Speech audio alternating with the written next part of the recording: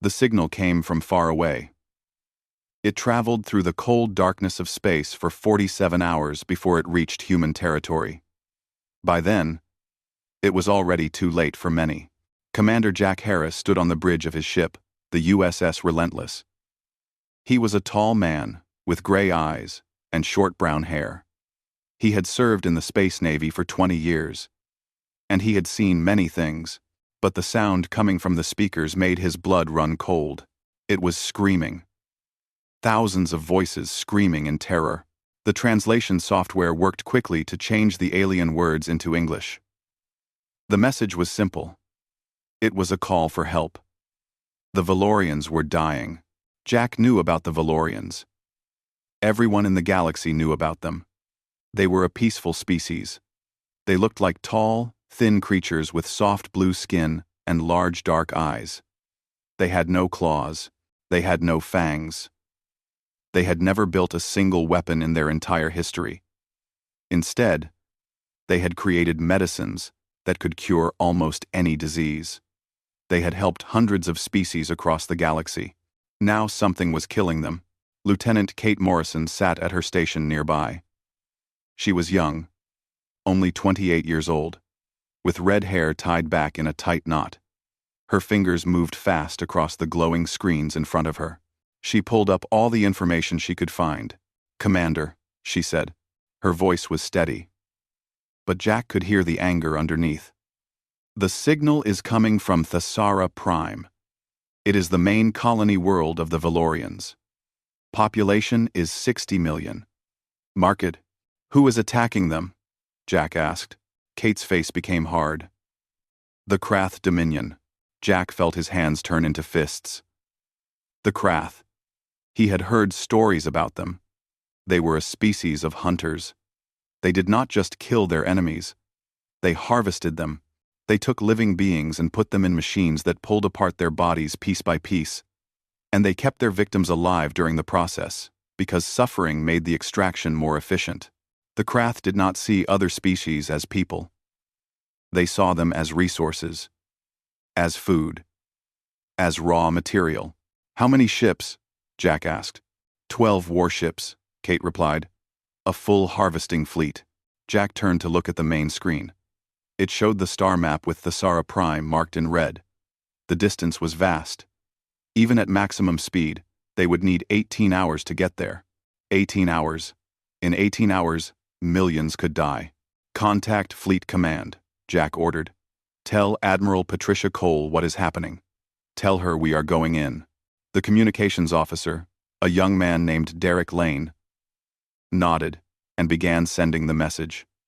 His fingers trembled slightly as he worked. He was new to the crew, only 6 months out of training, but he understood what this meant. They were going to war. The message went out across human space. It reached colony worlds and space stations. It reached military bases and research facilities. And everywhere it went, something changed. Humans had been traveling among the stars for less than 100 years. In that time, they had made many friends. They had shared their music and their art. They had helped build hospitals and schools on dozens of worlds. They had earned a reputation as a kind and gentle species. The other races of the galaxy did not understand humans. They saw the smiles and the handshakes. They saw the humans playing with alien children and caring for sick animals. They thought humans were soft. They were wrong. On the agricultural world of New Kansas, a man named Ben Martinez was teaching a group of alien children about Earth animals. He was showing them pictures of wolves when his communicator made a loud sound. He read the message. His smile disappeared. Without a word, he stood up and walked away. The children watched him go. They did not understand why his eyes had suddenly become so cold. On a space station called Galileo, Dr. Amy Patterson was studying peaceful space creatures. She was a scientist who loved to learn about the universe. When the alert reached her, she calmly put down her equipment. She walked to a locked door and entered a code. Inside was a room full of weapons. She had been a Marine before she became a scientist. She still remembered how to fight. In the shipyards of Orion, Chief Engineer Tyler Grant received the coordinates of Thesara Prime. He immediately began activating every ship that could fly. The alien workers around him watched in confusion. The friendly humans they knew were changing. Their casual attitudes disappeared. Their bodies became straight and tense. Their eyes became focused and hard. The aliens had never seen this before. They did not know what they were looking at. They were looking at predators waking up. Earth was not a gentle world. The galactic scientists had classified it as a Category 7 death world. This was the most dangerous classification possible. Earth had crushing gravity that broke bones. It had extreme temperatures that could freeze or burn. It had a toxic atmosphere filled with a gas called oxygen that was poison to many species. It had deadly radiation from its sun, and it had an ecosystem where every creature fought to survive. On Earth, everything was trying to kill everything else. Plants developed poisons. Animals developed claws and fangs. Even the smallest creatures could be deadly. Humans had evolved in this nightmare. They had no armor. They had no natural weapons. But they had something more dangerous. They had minds that could plan, and bodies that could endure. They could track prey for days without rest. They could survive wounds that would kill any other species. They could throw objects with deadly accuracy. They could work together in groups with perfect coordination. And they had rage. A cold, patient rage that had been buried under thousands of years of civilization. On the bridge of the Relentless, Jack Harris watched the countdown timer. 17 hours and 43 minutes until they reached Thesara Prime. He thought about the Valorians. He thought about their gentle eyes and their soft voices. He thought about how they had helped cure a plague on a human colony world 3 years ago. They had asked for nothing in return. Now they were being slaughtered while he could do nothing but wait. "Lieutenant Morrison," he said quietly, "begin combat preparations. I want every weapon on this ship ready to fire the moment we arrive." Kate nodded. "Yes, Commander." The news spread fast. Across 17 human colony worlds, the same scene played out again and again. People stopped what they were doing. They read the message on their communicators. And then they changed. On the planet called New Haven, a woman named Lisa Morgan was working in a hospital. She was a nurse who spent her days caring for sick aliens. She was known for her gentle touch and her warm smile. The alien patients loved her. When the alert came, Lisa was in the middle of helping a small alien child eat his lunch. She read the message twice. Then she put down the spoon. She kissed the child on his head, and she walked out of the room without looking back. Her supervisor, an alien with 4 arms and purple skin, tried to stop her. "Lisa, where are you going?" Lisa turned to look at him. Her eyes had changed. They were not warm anymore. They were flat and cold like stones. "I have to go," she said. "Something needs to be done." The supervisor stepped back. He did not know why, but suddenly he was afraid. Lisa had always been so kind. But the person standing in front of him now was someone different. Someone dangerous. Lisa walked to the military recruitment center. There was already a line of humans waiting outside. Men and women of all ages. Teachers and farmers. Scientists and artists. They had all heard the message. They had all made the same choice. They were going to fight. Inside the center, Sergeant Ben Martinez was processing the volunteers as fast as he could. He had been a soldier for 15 years. He had trained hundreds of recruits. But he had never seen anything like this. The people coming through his door were not normal soldiers. They were ordinary citizens who had been living peaceful lives. But when they heard about the Valorians, something woke up inside them, something that had been sleeping for a long time. Ben understood. He felt it too. It was like a fire burning in his chest. A need to protect, a need to punish, a need to hunt. This was what humans were. This was what they had always been. The civilization and the politeness were just a mask. Underneath, they were still the same creatures who had survived the ice ages. The same creatures, who had hunted mammoths with pointed sticks, the same creatures who had killed every other human species on Earth until only they remained. Humans were not prey. They were the ultimate predators. They had simply learned to hide it. In orbit above New Haven, the transport ships were filling up fast. Captain Chris Davis stood at the loading dock, directing the flow of volunteers. He was a big man, with dark skin and a shaved head. He had a scar on his face from a battle 5 years ago. A young woman approached him. She looked barely old enough to be out of school. "I want to fight," she said.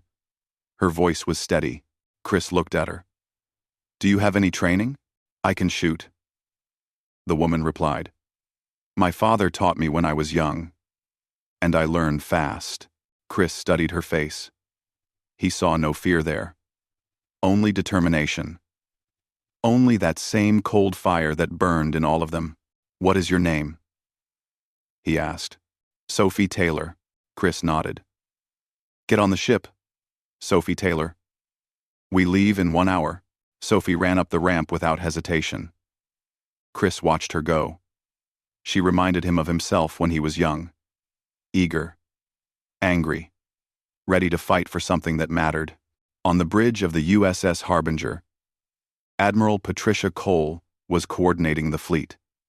She was 62 years old, with silver hair and sharp blue eyes. She had commanded ships for 30 years. She had fought in 3 wars. She had earned every medal the Navy could give, but she had never assembled a fleet like this one. Ships were coming from everywhere. Battle cruisers and destroyers from the regular Navy, converted cargo haulers with weapons welded onto their hulls, science vessels whose crews had voted to join the fight, even private ships owned by wealthy humans who wanted to help. 37 ships in total. It was not a large fleet by galactic standards. The Krath had conquered species with hundreds of warships. 37 should have been nothing. But these were human ships, and humans did not fight like other species. "Admiral," Lieutenant Derek Lane called out from his station. "We are receiving a transmission from the Krath flagship. They want to talk." "Mark." "We Feng." "Mark." "We." Patricia smiled. It was a thin, cold smile. "Put them on screen." The holographic display flickered. A massive creature appeared. It stood 8 feet tall, covered in thick, armored scales. It had 6 arms, each ending in sharp claws. Its eyes were red and filled with cruel intelligence. This was the Krath commander. His name was Vorax. He had led over 50 harvesting operations. He had killed millions of beings from dozens of species. He had never lost. "Human vessels," Vorax said through the translator. "You are interfering with a lawful harvest. The Valorians are prey. They exist to feed the strong. This is the natural order of the universe. Leave now, or you will share their fate." Patricia leaned forward in her chair. "I am Admiral Patricia Cole of the Terran Defense Force. You have attacked a species under our protection. You have 18 minutes to withdraw from Thesara Prime, release all Valorians you have captured, and surrender your commanding officers." Vorax made a strange sound. The translator said it was laughter. "You humans are amusing," he said. "You make friends with prey species. You show mercy to the weak. This makes you weak as well. We will enjoy harvesting you. Your genetic material will be added to our collection." Patricia did not blink. 18 minutes. Starting now. She cut the transmission before Vorax could respond. Then she turned to face her crew. Every person on the bridge was watching her. Every face showed the same expression. Calm, focused, deadly. "All ships," Patricia commanded. "Activate Predator Mode protocols. Remove all safety restrictions. Weapons free upon engagement." Across the fleet, the order was received. On every ship, the lights changed from white to deep red. Combat stimulants were released into the air systems. Neural limiters were deactivated one by one. The humans stopped pretending. On the USS Relentless, Commander Jack Harris felt the change in his own body. The stimulants sharpened his mind. The removal of the limiters let his true nature emerge. He felt the rage rising up from somewhere deep inside. It was cold and patient and absolutely focused. He looked at his crew. Kate Morrison had the same expression. So did Derek Lane and Sam Wen, and every other human on the ship. They were all feeling it. The ancient instinct that had kept humanity alive through millions of the human fleet dropped out of faster-than-light travel at the edge of the Thesara system. Below them, the planet was burning. Commander Jack Harris stared at the tactical display. The Krath ships were spread out around the planet. They had established a blockade. Nothing could get in or out. On the surface, their landing craft were moving from city to city, collecting Valorians for the harvesting facilities. The images from the planet were terrible. Cities in ruins, streets filled with bodies, massive machines crawling across the land, scooping up everything in their path. But the worst images came from inside the harvesting ships. The Krath had not bothered to hide what they were doing.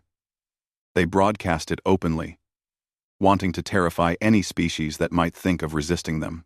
Jack watched for only a few seconds. That was all he could stand. He saw Valorians strapped to machines. He saw the extraction process beginning. He heard the screams. He turned away from the screen. His hands were shaking. Not from fear, from rage. "Status report," he said. His voice was steady despite the fire burning inside him. Lieutenant Kate Morrison checked her displays. "All weapons are online. Shields are at maximum. The crew is ready. And the rest of the fleet?" Admiral Cole reports all ships are in position. "We have visual contact with the Krath formation. They know we are here." Jack nodded. He looked at the tactical display again. The Krath ships were powerful. They had thick armor and heavy weapons. They were designed for conquest and destruction. But human ships were different. Human ships were overbuilt. They had backup systems for every critical function. They had armor thicker than any other species used. They were designed to take damage that would destroy other vessels and keep fighting. Because humans came from a world where everything tried to kill them. They built their machines the same way they built themselves. Tough. Stubborn. Impossible to stop. "Commander," Kate said, "the Krath flagship is hailing us again." Jack almost smiled. "Let us hear what he has to say." The holographic image of Vorax appeared. The Krath commander looked confident. His red eyes showed no fear. "You are foolish to come here," Vorax said. "You have 37 ships. We have 12. But our ships are stronger. Our weapons are more powerful. You cannot win this battle." Jack stepped forward so that Vorax could see him clearly. "You made a mistake," he said. "You attacked beings who could not defend themselves. You caused suffering to innocent creatures. Where I come from, we have a word for beings like you." "And what word is that?" Vorax asked with amusement. "Pray." Vorax's eyes widened. Before he could respond, Jack cut the transmission. "All ships," Jack said over the fleet channel. "Attack pattern Omega. Target their engines first. We want them alive long enough to understand what is happening to them." The human fleet surged forward. The Krath had never fought humans before. They had studied them from a distance. They had seen humans being friendly and helpful. They had assumed this meant humans were weak fighters. They learned how wrong they were in the first 30 seconds of battle. The USS Relentless fired first. Its main cannon sent a beam of concentrated energy straight into the nearest Krath ship. The beam punched through the armor, as if it was paper. The Krath vessel's engines exploded. Around the Relentless, other human ships were attacking with the same deadly efficiency. They did not charge in randomly. They moved in coordinated groups, covering each other, setting up crossfire patterns. They communicated constantly, sharing information about enemy positions and weaknesses. This was how humans hunted. This was how their ancestors had brought down animals 10 times their size.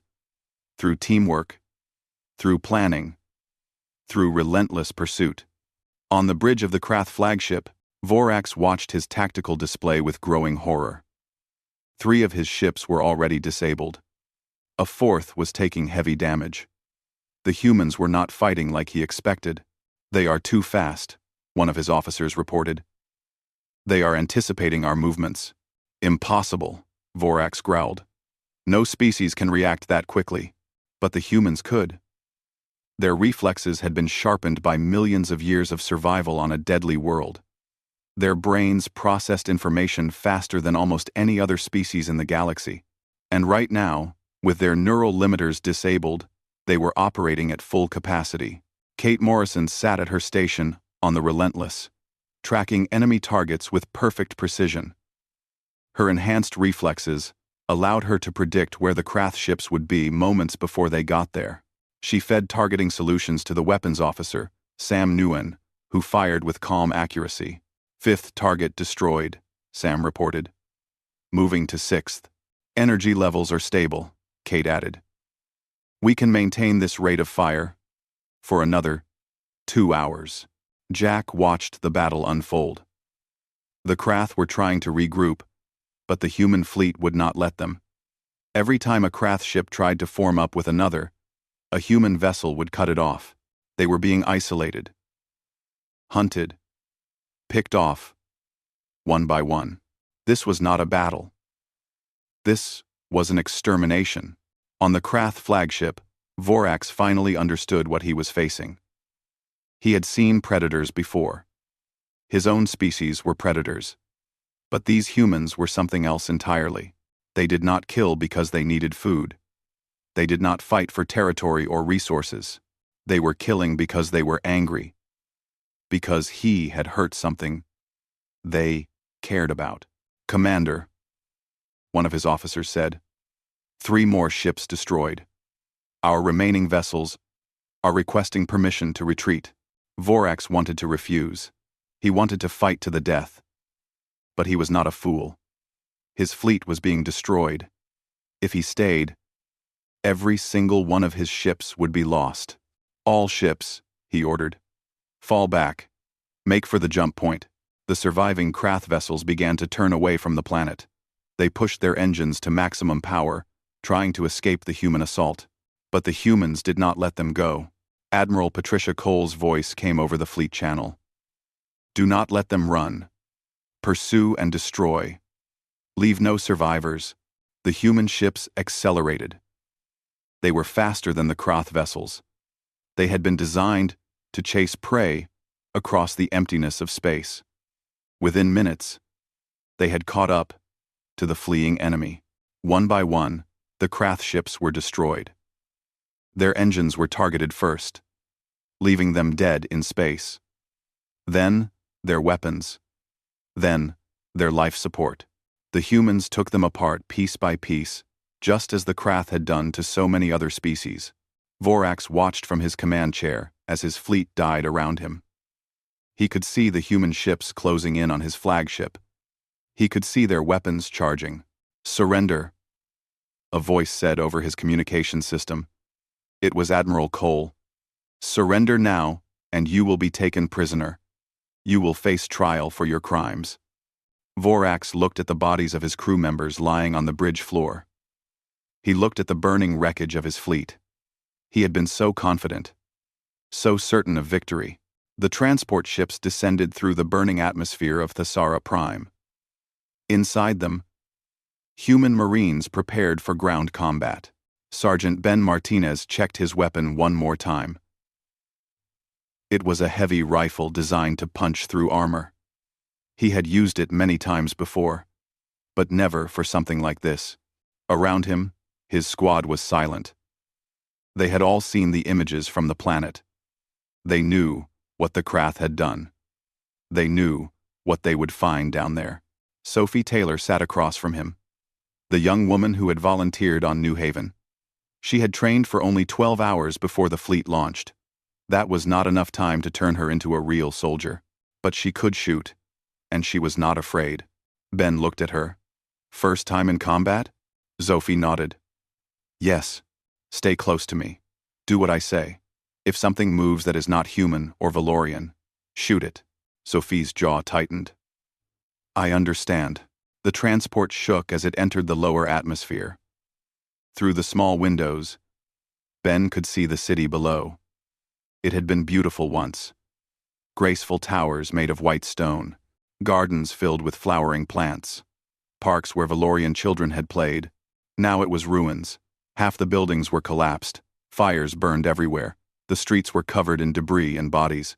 30 seconds to landing, the pilot announced. Ben stood up.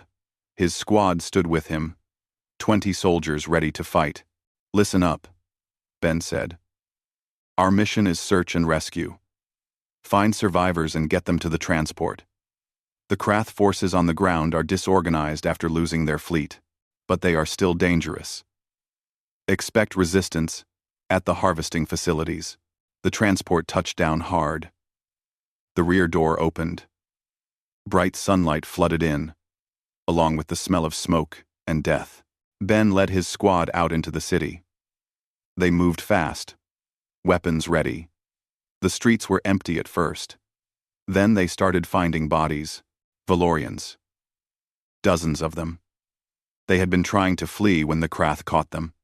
Some had been killed quickly. Others had not been so lucky. Sophie stopped when she saw the first bodies. Her face went pale. Keep moving, Ben said quietly. We cannot help the dead, but there may be survivors. Sophie swallowed hard and nodded. She gripped her rifle tighter and followed the squad. They pushed deeper into the city. Every few minutes, they would hear sounds in the distance. Screams, weapons, fire, the rumble of Krath machines still operating. Sergeant, one of his soldiers called out. I have movement ahead, Krath patrol, 6 individuals. Ben looked through his scope. 6 Krath warriors were walking down the street about 200 meters away. They were big, armed with their standard capture weapons. They had not seen the humans yet. Take them down, Ben ordered. Quiet and clean. The squad spread out. They moved through the rubble like ghosts. The Krath had good senses, but humans were better at stealth. Thousands of years of hunting had taught them how to move without being seen or heard. The first Krath died without making a sound. A single shot to the head. The second and third fell a moment later. By the time the remaining 3 realized they were under attack, it was too late. Ben put his knife through the throat of the last one. He watched the light fade from its red eyes. He felt nothing. No guilt. No satisfaction. Just cold efficiency. Clear, he reported. They continued through the city. They found more Krath patrols and eliminated them all. They found survivors hiding in basements and collapsed buildings. Valorians who had somehow escaped the harvest. They guided them back toward the transports, but the worst was yet to come. The harvesting facility was a massive structure at the center of the city. It was a factory of death. The Krath had built it in just hours, using their advanced technology. Inside, thousands of Valorians were being processed. Ben stood at the edge of the plaza surrounding the facility. His squad was with him. Across the open space, he could see Krath guards patrolling the entrance. How many inside? He asked. Unknown, replied the soldier with the scanner. The building is shielded, but based on the size, it could hold 10,000 Valorians. Maybe more. 10,000. Ben felt the cold rage burning in his chest. 10,000 innocent beings, suffering inside that building right now. We go in, he said. Hard and fast. Kill every Krath you see. Free as many prisoners as possible. His squad acknowledged. They checked their weapons. They prepared themselves mentally for what they were about to see. Sophie looked scared. But she did not back down. I am ready, she said. Ben nodded. Stay close. They charged across the plaza. The Krath guards saw them coming and opened fire. But human reflexes were faster. Human accuracy was better. The guards fell before they could hit a single target. Ben reached the entrance first. He kicked in the door and moved inside. The smell hit him immediately. Blood and chemicals and something worse. The smell of fear and pain. The interior was a nightmare. Long corridors lined with machines. Each machine held a Valorian, strapped down and connected to tubes. The machines were extracting things from their bodies. Slowly. Painfully. Some of the Valorians were still alive. They turned their heads to look at the humans. Their large, dark eyes were filled with agony and despair. Ben felt something crack inside him. The careful control he maintained over his emotions broke. The rage became a fire that consumed everything else. "Free them," he growled. "Free them all." His squad spread out through the facility. They fought through corridors filled with Krath workers and guards. They destroyed machines with their bare hands when their weapons overheated. They carried Valorians who could not walk and guided those who could. Sophie found herself in a room filled with Valorian children. They were locked in cages, waiting to be processed. When she shot the lock off the first cage, the children shrank back in terror. Sophie dropped to her knees. She made herself as small as possible. She spoke softly. "I am here to help you. I am human. We came to save you." The children did not understand her words, but they understood her tone. Slowly, carefully, they began to emerge from the cages. One of them, a tiny female with pale blue skin, reached out and touched Sophie's face. Sophie felt tears running down her cheeks. She did not try to stop them. "Come with me," she said. She led the children out of the facility. Behind her, Ben and the others were still fighting, still freeing prisoners. Gunfire echoed through the corridors. Krath screamed as they died. Outside, more human transports were landing. Doctors and medics were setting up emergency stations. Rescue teams were fanning out across the city. The battle for Thesara Prime was far from over. But for the first time since the Krath arrived, there was hope. Commander Jack Harris landed with the second wave of rescue teams. He walked through the ruined streets, helping where he could. He saw the survivors being loaded onto transports. He saw the bodies that could not be saved. The numbers were devastating. Of the 60 million Valorians who had lived on Thesara Prime, most were dead. Millions more were injured or traumatized. The harvesting had been happening for almost 60 hours before the humans arrived. The SOS had come too late, but some had survived. Because the humans had come. Because they had not looked away. Because when they heard the screams of the innocent, something inside them refused to stay silent.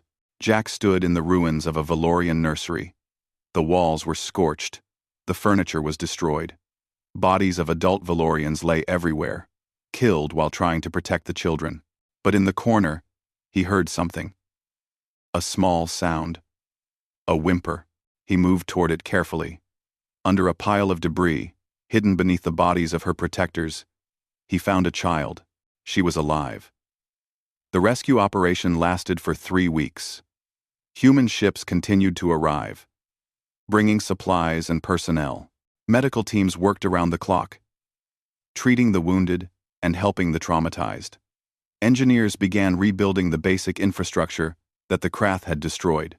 Commander Jack Harris stayed on Thesara Prime throughout the operation. He could not bring himself to leave. Every day, he walked through the camps where the survivors were being cared for. He helped where he could. He listened to their stories. He mourned with them. The child he had found in the nursery was named Lyra. He learned this from the Valorian elders who had survived. She was 4 years old by their counting. Her parents had died protecting her. Her entire family was gone. Lyra did not speak. The trauma had taken her voice. But she followed Jack everywhere he went. She held his hand. She slept only when he was nearby. Jack did not know what to do with her. He was a soldier, not a parent. But he could not abandon her. So he kept her close and did his best. "You have bonded with her," Lieutenant Kate Morrison said one evening. They were standing at the edge of the camp, watching the sun set over the ruined city.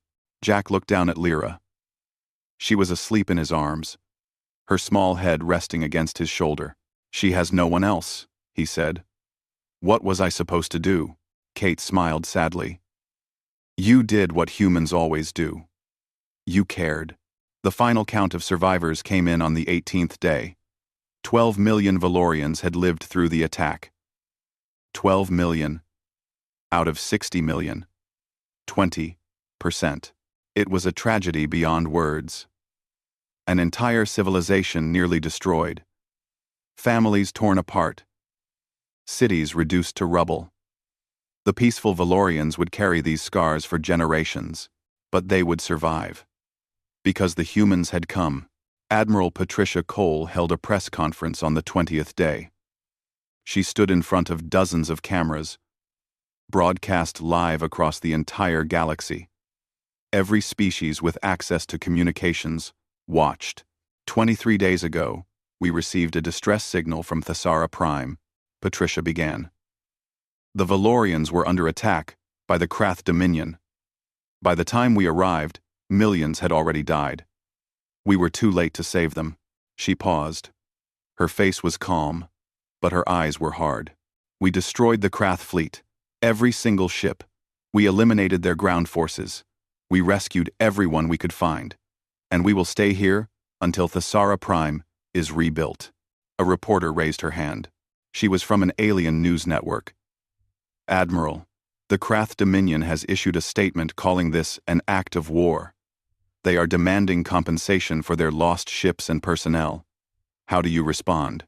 Patricia's expression did not change. The Krath attacked a peaceful species that had no ability to defend itself. They murdered millions. They tortured and harvested innocent beings. And now? They want compensation? She leaned forward slightly. "Tell the Krath this. We know where their homeworld is. We know where their colonies are. If they ever attack another innocent species again, we will come for them. We will not stop at destroying their fleet. We will take apart their entire civilization piece by piece. We will hunt them across every star system they hide in. And we will not show mercy." The room was silent. The alien journalists looked uncomfortable. They had never heard a human speak this way before. Patricia continued. "Humanity prefers peace. We genuinely do. We want to explore the galaxy, make friends, share knowledge. We have no interest in conquest or domination, but we will not stand by while the innocent suffer. We will not ignore the screams of those who cannot defend themselves." She straightened up. "The galaxy needs to understand something about humans. We evolved on a death world, a planet that tried to kill us every single day. We survived because we learned to work together. We survived because we protected our families and our communities. That instinct did not disappear when we left Earth. It is part of who we are. If you approach us in friendship, you will find no better allies. We will share everything we have. We will help you without asking for anything in return. But if you hurt the innocent, if you prey upon the weak, if you mistake our kindness for weakness, then you will face the true nature of humanity." Patricia paused. "And that is not something any species wants to face." The press conference ended. Within hours, the video was being shared across thousands of worlds. Every species saw it. Every government discussed it. Some were angry. The Krath and their allies condemned the humans as dangerous savages. They called for sanctions and isolation. Others were relieved. The prey species, those who had lived in fear of predators like the Krath, saw the humans differently now. They saw protectors, defenders, beings who would fight for those who could not fight for themselves. Messages began arriving at human space stations. Requests for alliances. Offers of friendship. Species that had been afraid to contact humans before now reached out eagerly. On Thesara Prime, the rebuilding continued. Human engineers worked alongside Valorian survivors to clear the rubble and construct new shelters. Medical teams treated the wounded and provided counseling for the traumatized. Food and supplies flowed in from human colonies across the sector. Jack Harris was promoted to captain. Admiral Cole offered him command of his own ship, but he declined. He did not want to leave Thesara Prime. Not yet. Lyra began speaking again on the 25th day. Her first word was Jack's name.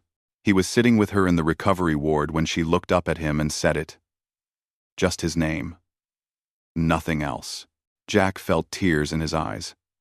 He did not try to hide them. Yes, he said. I am here. I am not going anywhere. Lyra nodded. Then she climbed into his lap and fell asleep. Kate Morrison found them there an hour later. She watched from the doorway, not wanting to disturb them. Captain Harris, she said quietly. Jack looked up. Tell her I will call her back. Kate hesitated. She said it is urgent. Everything is urgent. This is more important. Kate smiled. Yes, Captain. She left him alone with Lyra.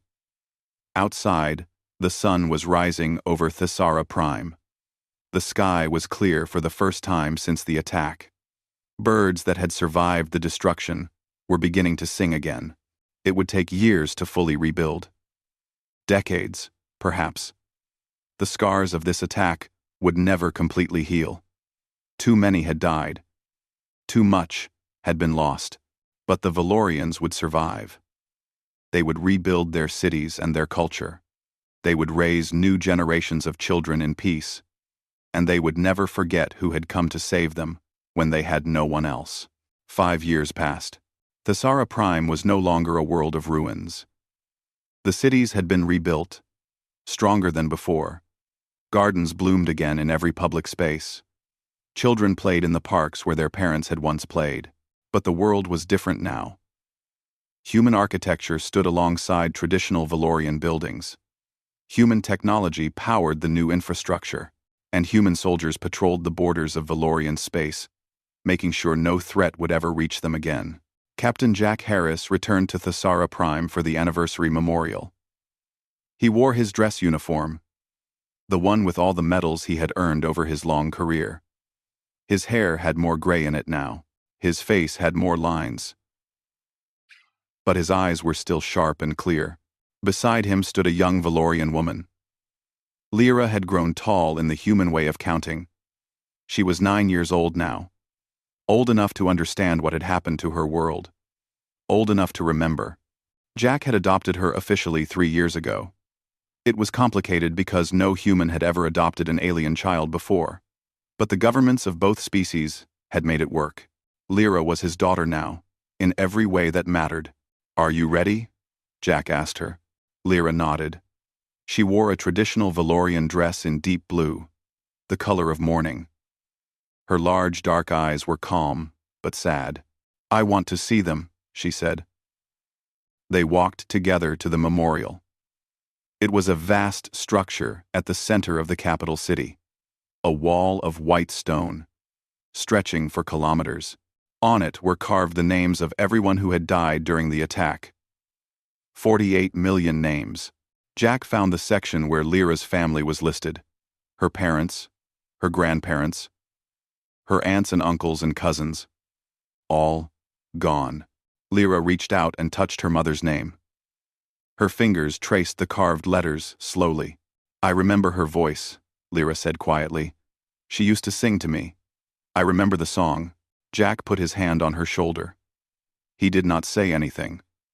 There was nothing to say. Around them, thousands of Valorians were doing the same thing. Finding the names of their loved ones, touching them, crying, remembering. Many humans were there too. Soldiers who had fought in the battle, doctors who had treated the wounded, engineers who had helped rebuild. They had all come back for the memorial. Ben Martinez was there. He had retired from active duty 2 years ago. Now he worked at a school, teaching Valorian children about Earth history. They loved him. They called him Uncle Ben. Sophie Taylor was there. She had become a full Marine after the battle, one of the best in the fleet. She was stationed on the border patrol now, protecting Valorian space. She had never forgotten the children she rescued from that harvesting facility. Kate Morrison was there. She had been promoted to commander and given her own ship. She still served under Admiral Cole, who had become the most respected military leader in human history. They all gathered at the central plaza for the memorial ceremony. Tens of thousands of beings, human and Valorian, standing together in silence. The Valorian leader, an elderly female named Counselor Maureen, stepped up to the podium. She was old even by Valorian standards. She had lost her entire family in the attack, but she had survived, and she had led her people through the long years of recovery. "We gather today to remember," she began. Her voice was soft but clear. "We remember those we lost. We remember the darkness that came to our world. And we remember those who brought the light." She paused, looking out at the crowd. 5 years ago, we sent a message into the void, a cry for help.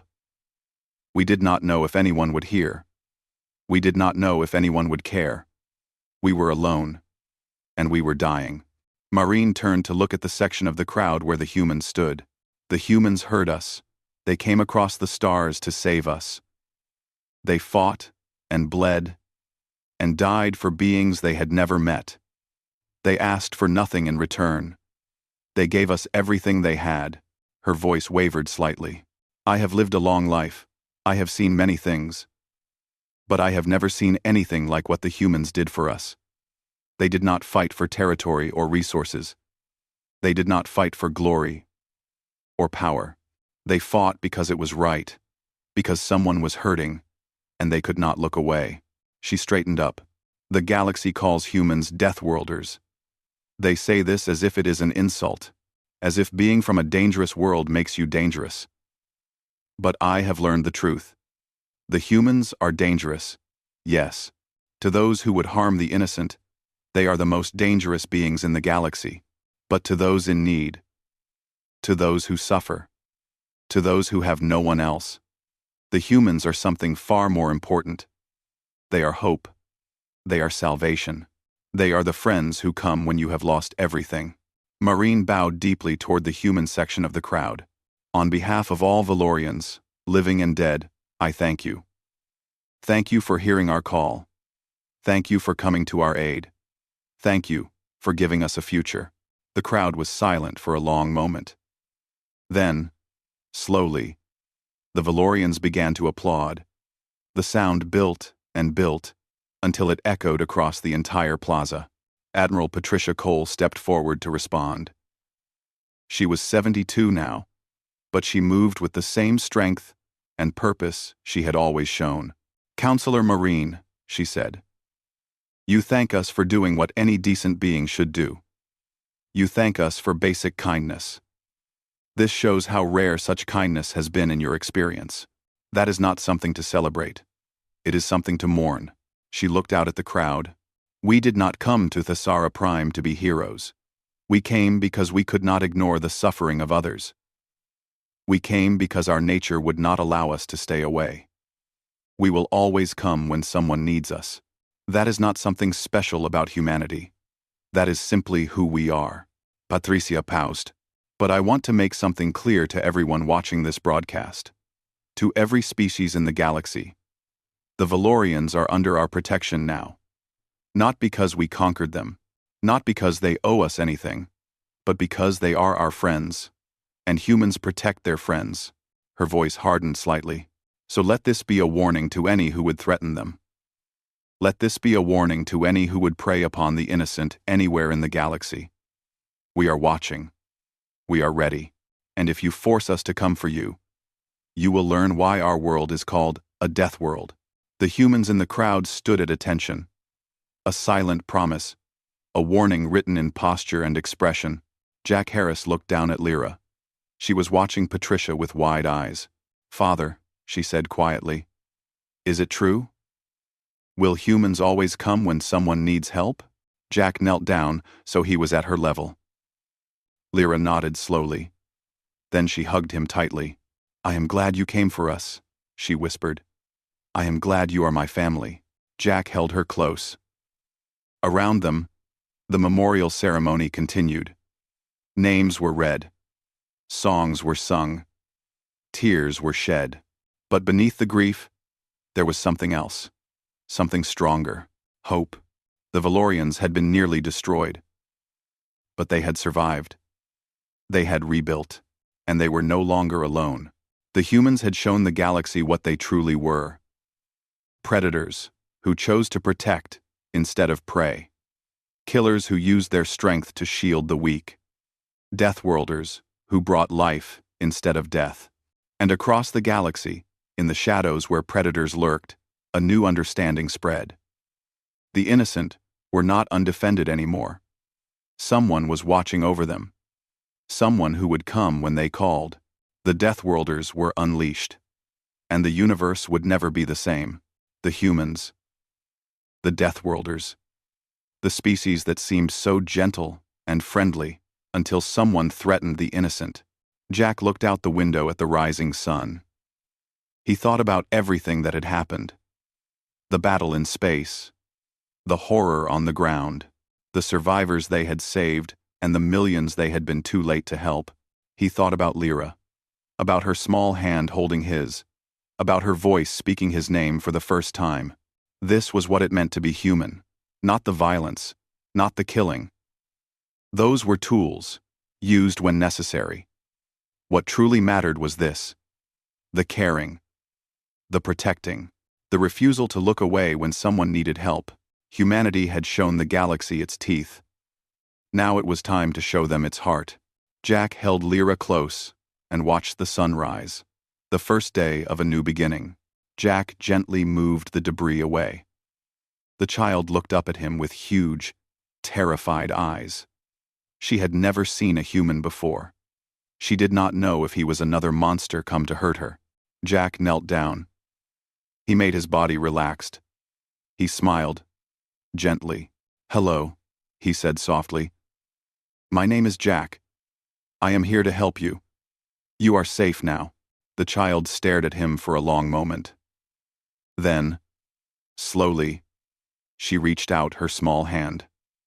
Jack took it, carefully. "The monsters are gone," he said. "We made them go away. No one will hurt you again."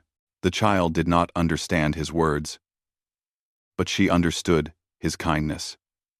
She crawled out of her hiding place and let Jack pick her up. He carried her out of the ruined nursery and into the light. Around him, the rescue operation continued. Humans were everywhere, helping and healing and protecting. The Deathworlders had come, and despite everything, despite all the horror and death, they had brought hope. "We are the Krath," he said quietly. "We do not surrender." "Then you die," Patricia replied simply. The human ships opened fire. The Krath flagship shuddered under the assault. Armor plating ripped away. Systems failed one after another. Fire spread through the corridors. Vorax sat in his command chair and watched the end come. His last thought was a question. He wondered if this was how the Valorians had felt. Helpless, terrified, unable to escape. He finally understood. But by then, it was too late. The flagship exploded. The battle was over. The Krath harvesting fleet had been completely destroyed in less than 4 hours. But on the planet below, the killing was still happening. And the humans were already preparing for the next phase of their mission. They had won the battle in space. Now they had to save whoever was still alive on Thesara Prime. Ears of danger. They were predators. They had always been predators. And now, their prey had been identified. Jack opened a channel to the entire ship. His voice was calm and quiet. "This is the commander. In a few hours, we will engage the Krath. They think they are hunters. They think we are soft because we show kindness. They are wrong. We did not evolve kindness because we are weak. We evolved it because we are so dangerous that we had to learn to control ourselves. Today, we stop controlling ourselves. Today, we show the galaxy what Deathworlders really are. Do your duty. Protect the innocent. And give no mercy to those who give none." He closed the channel. The Relentless continued its journey toward Thesara Prime. Behind it, 36 other ships followed. The hunt was beginning. "And Kate," Jack added. Kate paused. Neural limiters were devices that helped humans control their aggressive instincts. They made it easier to interact peacefully with other species. Disabling them was almost never done. "Are you sure, Commander?" she asked. Jack turned to look at her. His gray eyes were no longer calm. Something dark was moving behind them. Something ancient and hungry. "The Krath wanted to meet human beings," he said. "Let us show them what we really are." Kate smiled. It was not a nice smile. "With pleasure, Commander." The USS Relentless turned toward Thesara Prime and began to accelerate. Behind it, across human space, other ships were doing the same. They came from everywhere. Military vessels and cargo haulers, science ships and private yachts. Any human who could reach the battle was coming. The Krath did not know it yet. But they had made a terrible mistake. They had attacked the innocent. They had caused suffering. And now the Deathworlders were coming for them.